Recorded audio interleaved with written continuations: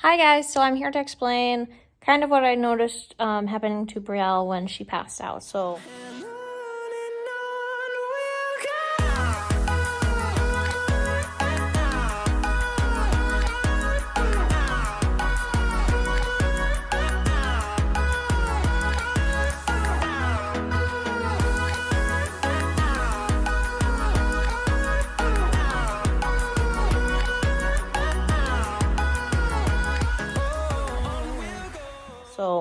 I noticed that she was kind of getting a little loopy, which she was starting to get a little loopy. So I asked her if she wanted to go sit down, and she said she wanted to go into the dressing room. So we waited outside the dressing room, and she was telling me she felt like she was going to pass out. It took like 5 minutes, but we finally got into a dressing room, and I had her sit on the floor. And she talked to me for a good 5 minutes after that, and she was like, oh, loopy and whatever. So I kind of let her, her body do its own thing, I peeked and tried to see if she was awake, and she wasn't. And then after a couple minutes, she woke up, because I went to go touch, I noticed her hand was, like, turning white. So I figured it had lack of blood flow, so I went to, like, open her hand so that it would, like, get the blood flow back to the fingers, and she woke up, so, yeah. And she sat for a minute or two more, and then she tried on some clothes, so that's kind of what happened. So at this point, we had just gotten into the dressing room and I had sat down. I was still pretty loopy, but I hadn't passed out just yet. I was just kind of loopy and just sitting there waiting for it to happen. If you've not been on my channel before, you may or may not know that I suffer with a condition called Ehlers-Danlos syndrome, which is a connective tissue disorder. And one of the main facets of it is the poor production and usage of collagen in the body. And collagen is used in a lot of places, but in this case, the thing that's the problem here is it is used in the sheathing that is around your vessels and your veins that allows them to be strong enough to, even when you're standing, the blood in your feet can pump its way up to your head.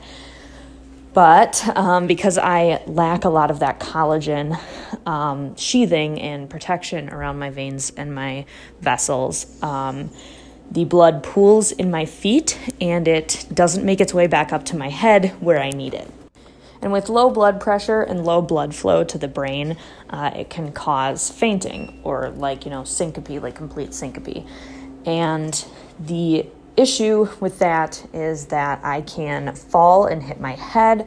I can, break things as I'm falling, that kind of stuff. So normally having someone with me, like Michaela, or having Arlo with me, who's my service dog, he can alert to low blood pressure episodes. And then once I'm passed out, he will actually burrow under my knees so that the blood has an easier way of transporting its way back to my head via gravity. Or I can use my wheelchair, which usually solves the problem completely. I might still be dizzy, but I won't pass out. I won't get to that point of not having any blood there.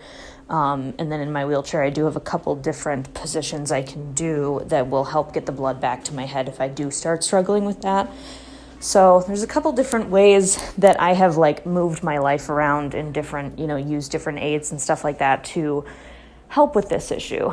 But more recently, since we have moved back into college, I haven't been able to get my normal infusions, which are different medications as well as hydration that help keep my blood pressure up and my blood volume up. And, when you don't get those, it starts to happen more often. So right now I am having fainting episodes maybe twice a week, and that's full on syncope. Usually, most of the time, if it starts to happen, I can be whoa, I'm getting dizzy, I need to sit down. But those 2 episodes are usually times when I don't catch it in time, which, here I didn't catch it in time. I was already probably going to pass out, whether that's falling or, Michaela noticing that I'm getting a little loopy, so her asking me if I want to sit down and making me kind of take inventory, hey, maybe I should sit down, maybe something is wrong. So I did sit down here, and what happened was for a couple minutes, I still remained conscious, and I was able to talk to Michaela and look through some of the clothes I had picked out. We were at the thrift store, and then after a little bit, I did, fully lose consciousness. This position that I was in, I think I was not in a very good headspace because I did not really pick a great position. Normally I should be laying with my head lower than my feet so that the blood goes back to my head as fast as possible. But I think that I was sort of out of ideas because the dressing rooms took so long for us to get into. And it just, it was kind of rough because I was already sitting on the ground outside after that. So, yeah. Depending on how my blood volume is at the time, my syncope episodes can last anywhere from 20 seconds to up to like 3 or 4 minutes. So sometimes it can be not so bad, and basically it's just like blackout, and then I hit the floor and then I'm awake again. Or sometimes I'll black out and just trip and I'll catch myself when I wake up, like I won't fall all the way. But a lot of times this is more of what happens where it's like a full pass out for like, a minute or 2 minutes. And the reason that I actually recorded this episode in specific was not just for educational purposes for this video, but also because I've been struggling a little bit with some seizure activity. So I was on a medication that was prescribed by my pain management doctor that caused me to have some seizures, and we didn't realize it right away, and so I was taking it for like a couple weeks before we realized that was what was causing those episodes. And because I had like a few more medications that were added around the same time that the activity started, so that was why we weren't exactly sure. So once we figured it out, obviously I went off the medication right away, and obviously the seizures every couple days stopped. But I did have another one relatively recently, so I want to be sure that that's not what's happening during these times. So I did record this to send to my doctor.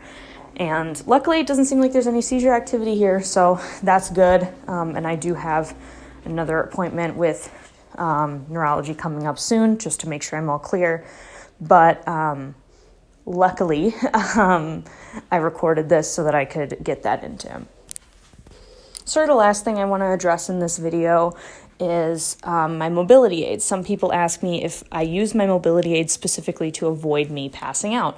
And I guess that depends on the different mobility aids. So if we're talking about Arlo, my service dog, he helps with a lot of things. He is probably the medical device that I use the most. Arlo goes with me almost everywhere.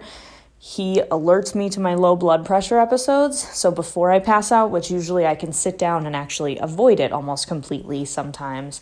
But other times if I do pass out, he can burrow under my knees and help get the blood flow back to my head. So he's good for that.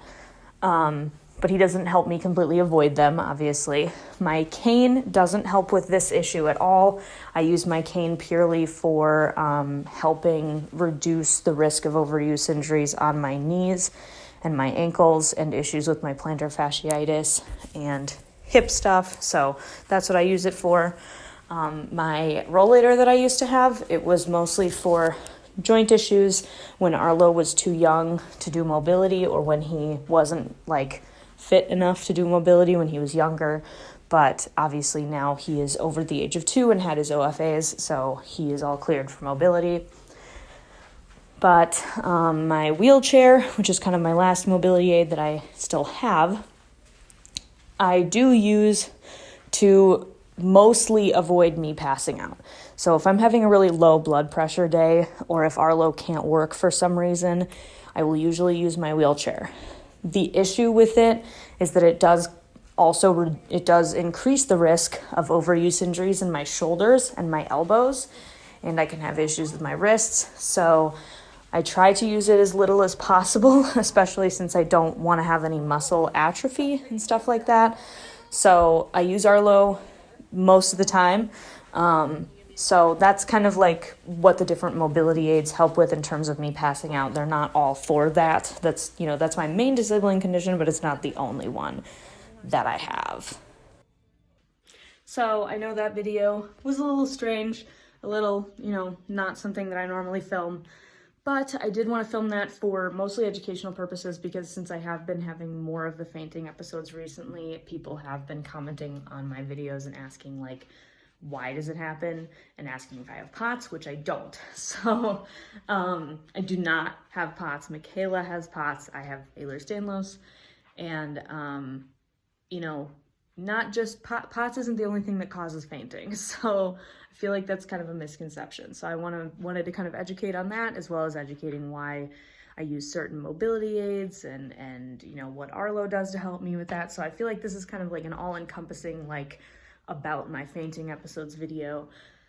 I hope that that helps. I hope that it kind of helps explain things in a way that maybe you'll easier understand. So yeah, thank you guys so much for watching. If you want to order any of our merch or anything, you can go down below and check out our Redbubble. Super cool. I'll hopefully be adding some new stuff on there. I just haven't really had any time now that I'm back at school. If you want to order any gifts for Arlo or I, we open them at the beginning of the video. Like whenever we get them, we open them at the next video, like the next one, and we'll give a shout out to whoever ordered it for us. So that would be super cool. And if you want to check out Michaela's channel and thank her for filming this video and for helping me when I pass out, when I don't have my service dog, her link is also down in the description.